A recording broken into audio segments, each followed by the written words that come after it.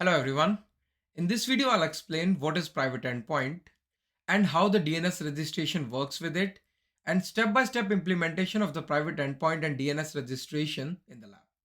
So starting with what is Private Endpoint? So Private Endpoint is a network interface card which is created into your virtual network so that the PaaS services can be accessed privately and securely using the Azure Private Link service. So by default, the Azure PaaS services like SQL, Storage Account, Key Vault, they have a public endpoint, which means they have a public IP address assigned.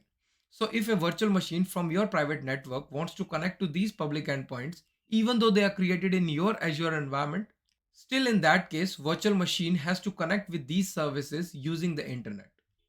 So if there is a traffic from the virtual machine to those PaaS services, that traffic will go through the internet, which is definitely not secure. So this is the reason Microsoft recommends to use private endpoint in your environment. Because private endpoint is a network interface card which is created in your virtual network. And then the PaaS service, whether it's storage account, SQL, or the key vault, they become part of your network. For example, if the virtual machine wants to connect to storage account, in that case, the virtual machine will connect to the private IP which is assigned to the network interface card of that PaaS service or the storage account. So the traffic will stay within the Microsoft backbone network, which enhances your security. However, when you enable a private endpoint for a PaaS service, a network interface card is created, but still these services are publicly accessible. So in that case, you need to disable the public endpoint connectivity and all the traffic will just go through your network interface card, which is a private endpoint. Now using the private endpoint, you can access the PaaS service. But the problem is that when you create a network interface card, an IP address is created. But there could be multiple virtual machines or multiple applications who are connecting to that PaaS service or a storage account. So in that case, you need to provide that IP address for all the applications, which is very tedious and difficult to manage in case you have changed the IP address of the storage account. So for this reason, DNS registration is very important. And that is the reason a DNS zone is created where the alias record are created for that service. So if it's a storage account, then a storage DNS zone will be created. If it's a SQL, then SQL DNS zone, and for the key vault DNS zone will be created. So a single DNS zone will be created for a specific service. So for example, for the first time you are creating a storage account private endpoint. So in that case, during the DNS registration, a storage DNS zone will be created. So, but that doesn't mean whenever you're going to create a new private endpoint for a different storage account, then another DNS zone will be created for the storage. You will use the same DNS zone for all the blob storage and the alias records will be added in the record set of the DNS zone. Either you can add them manually or using the creation of private endpoint, if you'll select the DNS registration, it will add automatically the alias record or the IP address of the NIC into the record set of the DNS zone. And once the DNS registration is done, you don't need to provide the IP address for the network interface card of your PaaS service. You can use the endpoint of your service, which is a fully qualified domain name, and it will resolve to the private IP address of the NIC card, which is private endpoint. And that will be very easy to manage because in case your IP address has changed in future, then you just have to update that IP address in the record sets, which will not impact your applications. So now let me show you step-by-step implementation of the private endpoint and the DNS registration of it in the lab. I'm logged into Azure portal now and I'll start with the creation of virtual machine. So go to virtual machines, create a new virtual machine.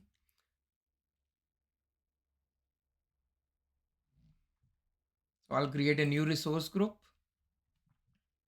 RG Private Endpoint. Virtual machine name, test demo VM01. Region is Australia East, availability zones. So I'll let Azure select the availability zone for me. The image of the virtual machine, I want to use the Windows 2022 and B2S version 2 with 2 vCPUs and 8 GB memory should be enough. Azure user. and I'll provide the password.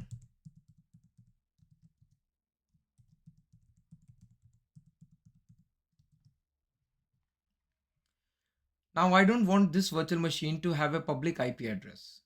So I'll just select it as none.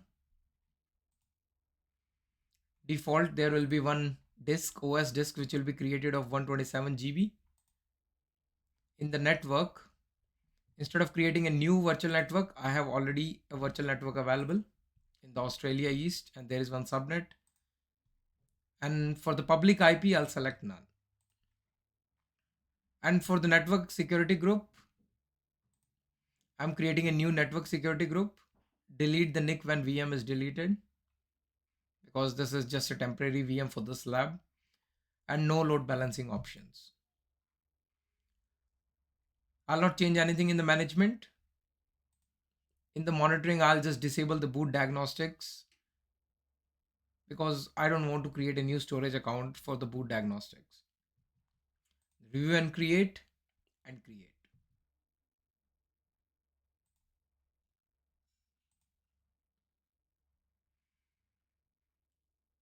Now I'll pause this video and we'll be back once this virtual machine is created. Virtual machine is created now. Let's go to the resource. It's a Windows virtual machine B2S version 2, and it's created in the subnet 01. And if we'll go down and look for the public IP address, there is no public IP address assigned because we want this virtual machine to be private. A private IP address is provided now.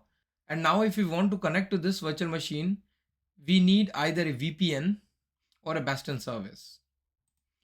So let's create a Bastion service, because there is no public IP address from where I can connect it directly. So I'm not going into the details of the Bastion service. I'll just deploy this service through which I can access this virtual machine. So deploy Bastion. So Bastion service will take around 10 minutes to deploy. So parallelly, what I'll do is I'll create a storage account. So let's look for storage account. Create a new storage account. I'll use the same resource group, RG Private Endpoint, ST Demo Private 01. Region is Australia East. Performance is standard. So instead of GRS, I'll choose the LRS. Next. No changes here. So in the networking, by default, it's accessible from all the networks. So I'm not going to make any change here. Review and create and create.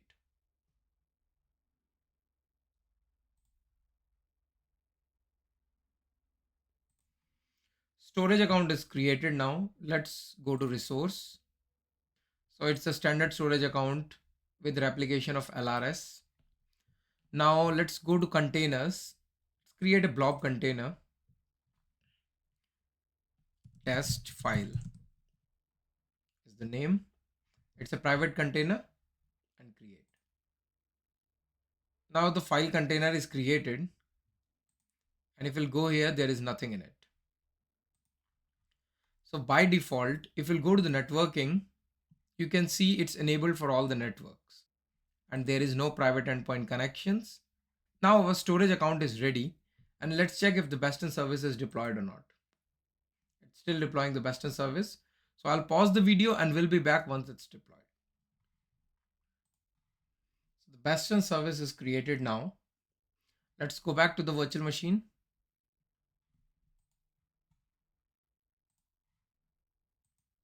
I'll cancel this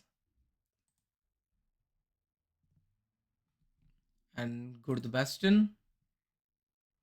Let's connect.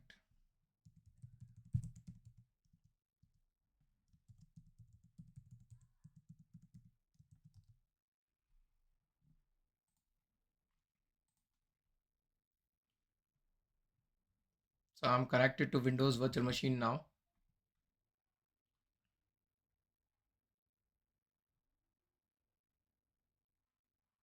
And once the operating system is ready, I'll open the PowerShell.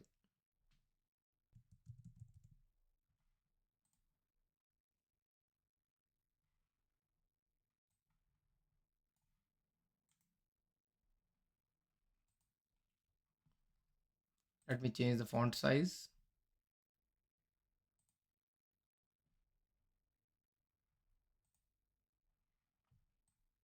I believe this should be okay.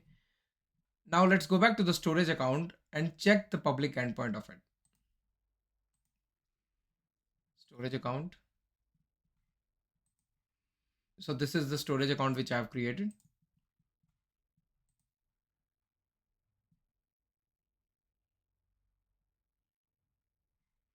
And if we'll go to the JSON view,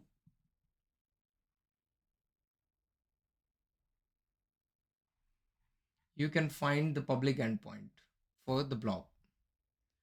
Just copy this. And let's do the NS lookup. So you can see it provides a public IP address when I do the NS lookup on the endpoint of the storage account. Now let's try to upload some file into the storage account. Let's first create a file, notepad test file.txt. Yes, I want to create this file. Test file it is. Save and close. So if I look here, there is one test file created. So I want to upload this test file into the blob account. Let's go back to the storage account, go to the containers, test file, and there is nothing here. So I'll use the AZ copy, but to use the AZ copy to copy the file into the storage account, I need to download it. AZ copy Windows download. I'll just copy this URL, copy link address. Now invoke web request URI.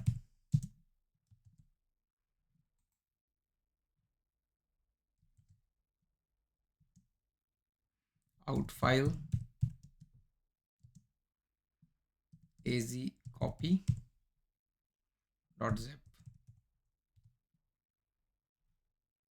It's downloading the file now. Now looks like the file is downloaded, azcopy.zip. Open the Explorer.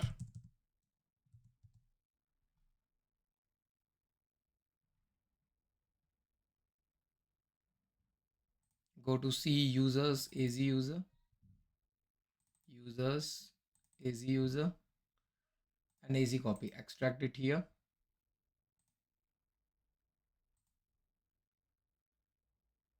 It's extracted now. Close. ls cd az copy.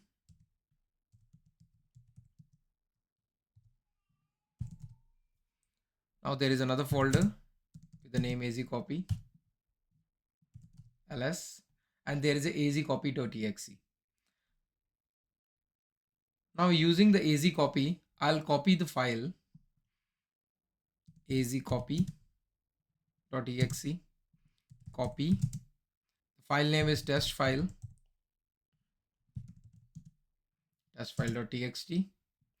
Now I have to provide the SAS URL. So let's go back to the storage account, shared access token. So I am providing all the permissions, though I don't need, but just for the sake of this video. And it's for 6 hours and generate the SAS URL. This is a sensitive information, though I'll delete this storage account before uploading this video. So it's all good. Copy the SAS URL and run. And one file is transferred. If we'll go back to the storage account, overview, and the test file is now uploaded. Now let's go back to the storage account, and in the networking, disable the public network access and save it. So that means using the endpoint of the storage account, the public IP address should not resolve. So if we'll go back and try to upload the file again using the az copy command, it should fail. And you can see authorization failure, though it's not an authorization failure, it's that the virtual machine can't reach out to the storage account because there is no private endpoint, there is no network interface card attached to the storage account now, and the public endpoint is disabled. Now let's go back to the storage account and create the private endpoint connection. Create a new private endpoint connection. Let's create in the same resource group, storage private endpoint. The network interface card name will be st private endpoint -nic, and the resource here will be blob because we have created the blob container. And we'll use the same virtual network and the subnet, and it will allocate the IP address dynamically. And in the DNS, the configuration name will be private link because the private endpoint service use the private link service in the backend. There is only one subscription, so it will use the same subscription. And the resource group, it's selecting the resource group where the virtual network is there. You can change the resource group though, and it will create a private DNS zone. In this case, it's creating a new one because it's not available already. But if you have already created a private DNS zone, then it will just update the record sets. So private link.blob.co.windows.net will be created. Next, review and create and create. So now it will create a network interface card into the subnet, which will be a private endpoint, and then do the DNS registration using the private DNS zone. So I'll pause the video and we'll be back once it's done. So the private endpoint is created now. If we'll check, first the private endpoint, which is the network interface card, is created. DNS group updated the private DNS and the virtual network link. So let's go back to private endpoint. And in the private endpoint, if we'll go to the DNS configuration, you can see a private IP address is created for the NIC card. And for the DNS registration, it's updated in the private DNS zone. So if we'll go to the private DNS zone, in the record sets, an alias record is created with the private IP address of the NIC card, which is created for the storage account. And in the virtual network links, this private DNS zone is linked to the virtual network VNet Australia 01. And this is the virtual network where our virtual machine is also lying. So now let's go back to our virtual machine session and first do the NS lookup. NS lookup of the same endpoint where we were getting the public IP address, and now it has changed to the private IP address and it's using the private link. Previously it was the public IP address. And if we'll try to do the AZ copy, and AZ copy is also working now. However, when we'll go to the storage account,